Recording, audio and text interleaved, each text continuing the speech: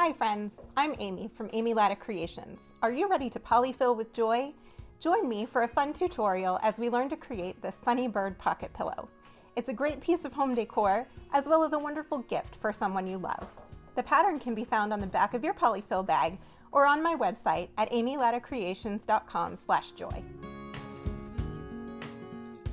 The first step in making your pillow is to cut all of your pieces from fabric, batting, and felt. First, you'll want two 13-inch circles from a yellow fabric, as well as a strip of fabric that's 2 inches wide by 40 inches long. Next, choose whatever fabric you'd like for your bird and cut 2 bird bodies, as well as a third bird body from batting. Now we'll go to felt. You'll cut 2 wing shapes, 6 sun rays, and 1 beak. Now it's time to assemble our bird. We'll start by placing our piece of batting on the table, then one of the bird body pieces facing right side up, and finally we'll take the other bird body piece and place it on top right side down. So this gives us a 3-layer sandwich of batting, fabric, and fabric with the right sides of the fabric together. We also need to tuck the beak in between the layers. On your pattern, you'll notice a marking where the beak goes. So we'll take our felt triangle, we open up the fabric, and place the beak with the triangle pointing in toward the rest of the body near where the X is. You'll also notice a notch below the head and a notch below the tail. We're going to pin around the outside edges of our bird from one notch to the other.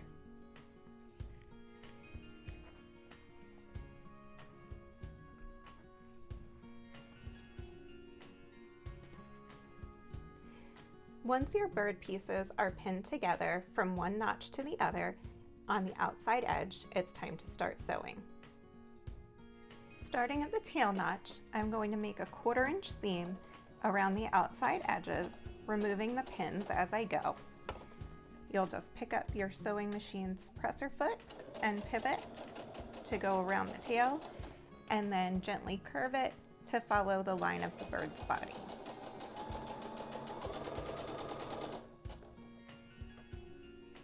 Now we'll open up our bird and turn it right side out.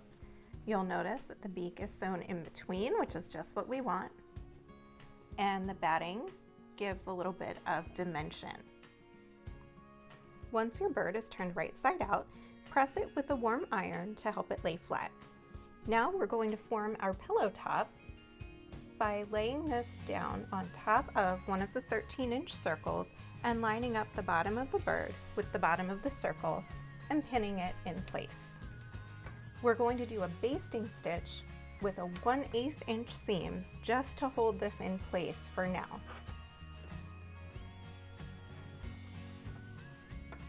We're going to start sewing at the notch where our bird starts to be open and continue around the bottom edge until we reach the other notch. One of my favorite elements of this project is the hand-lettered Find Joy message. I've provided a free printable that you can print out and trace if you'd like to use something that looks exactly like my handwriting, or you can try it yourself and use your own handwriting to create a unique masterpiece. I started by writing the word joy in script. You'll want to make sure to hold your fabric as flat as possible, and you want to move at a relatively quick pace so that the marker doesn't bleed. To get the faux calligraphy look, what I do is find everywhere that my pen was moving down when I wrote a letter, and I double that line to thicken it artificially. That gives us the really fun combination between thick and thin lines within every letter. These downward motions are called downstrokes in the art of hand lettering. So we're finding all of the downstrokes in the word joy, and we're doubling them, making them thicker than the areas where our pen was moving up in an upstroke or moving to the side. So we're just doing a double line and then coloring it in. And again, you can find the free printable to trace if you'd like at amylattacreations.com/joy, or you can try the hand lettering on your own. Once I finished the word joy, I printed the word find. To help me center things, I like to start with the center letter or letters, which in this case is the I and the N, and then I go back and work my way out to either side. You can also apply that same downstroke rule to your printing, and you can thicken those lines just to make your printing look a little bit more like a font, a little more interesting than regular handwriting. Now we have our completed pillow top with our bird sewn onto our circle with our hand-lettered message. Now we're actually going to set our pillow front aside for a minute and focus on the back. On the other 13-inch circle, we're going to take our felt sunbeams and lay them with the points facing in across the top half of the circle and pin them in place. Starting with the first sunbeam, we're going to do another basting seam 1/8 of an inch from the edge just to hold these in place.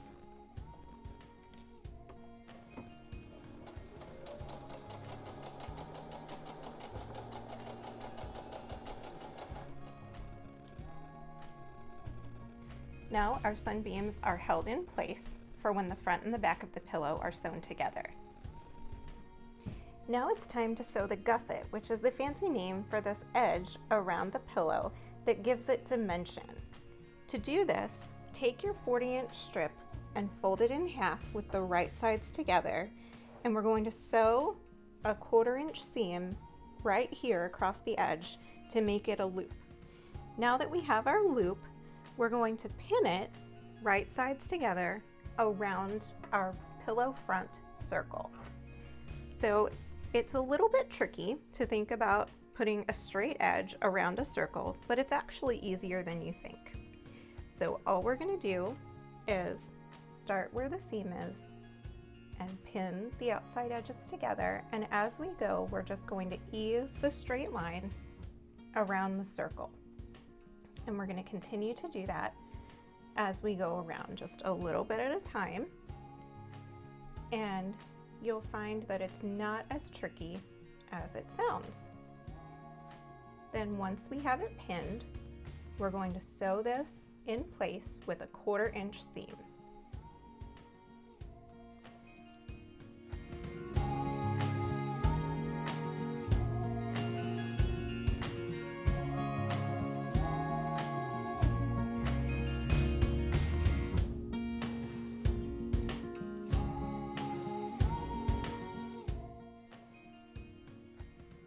When you get to the section where the bird's beak is, make sure that you tuck it in so that it doesn't get caught in the seam.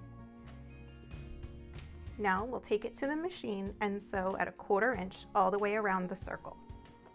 As you sew your gusset, remember there's no prize for speed. Just take your time and ease your way around the curve.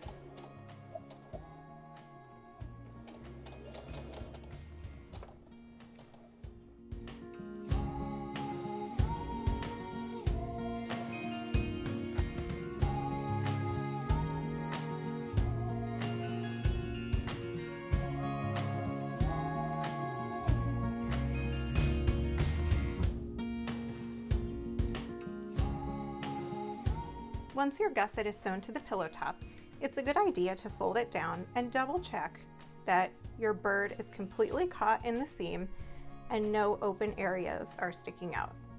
Particularly pay attention to the areas right where the notches were. As long as everything looks good, you can flip it back in place for the next step. If not, go back and re-sew, going in a little further than you did last time to make sure you catch those areas. Now it's time to pin our gusset to the pillow back to create our entire pillow form. So you want to make sure that the rays are at the top of your back circle. Then we're going to flip the bird over, making sure the bird is at the bottom and our hand-lettered message is at the top. We're going to pull the gusset out just a little bit so that we have access to that fabric, and we're going to line it up with the edge of the bottom circle. Then we're going to pin it together from the bottom. and we're just going to go around the edge, just like we did before, easing it so that our straight edge matches up with our curved edge, just a little bit at a time, pinning from the bottom until we get around the circle. Now keep in mind, we want to leave a small opening because if we don't, we won't be able to turn or stuff our pillow.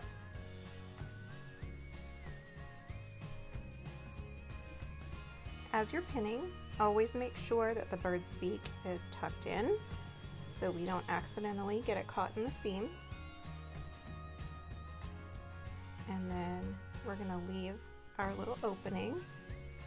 I like to leave mine at the bottom of the pillow so that it's less noticeable when I hand stitch the hole shut. So here's going to be my opening, and we're going to take this over to the machine and sew around a 1/4 inch seam.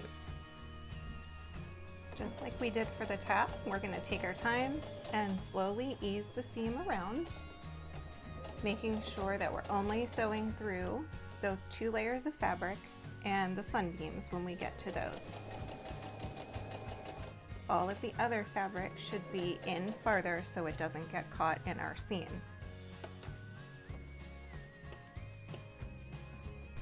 Now it's time to turn our pillow right side out. So we'll start with the opening that we left and just push all the fabric through it.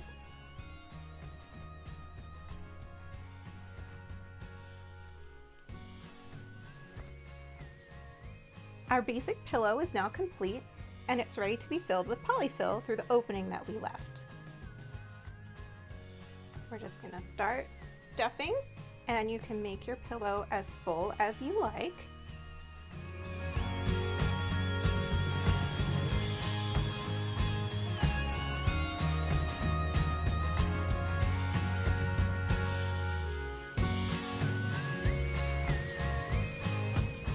When your pillow is as full as you'd like it to be, we need to close this opening. So we're going to turn the edges down a little bit with our fingers, about 1/4 inch to match our other seam. And we're going to pin that in place and hand stitch the opening shut.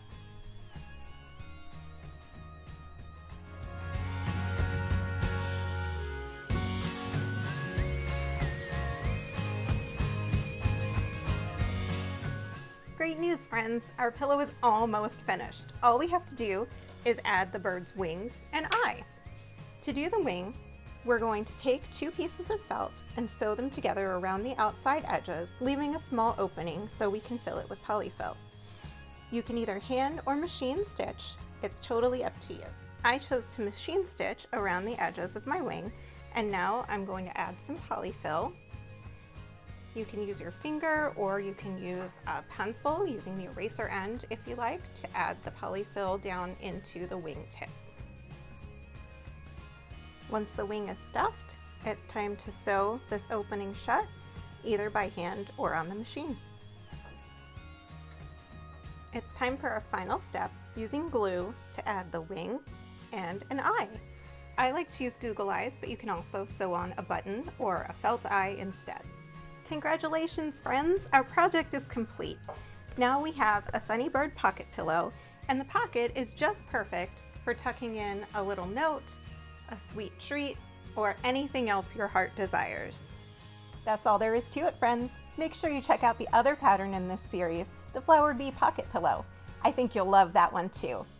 Happy crafting!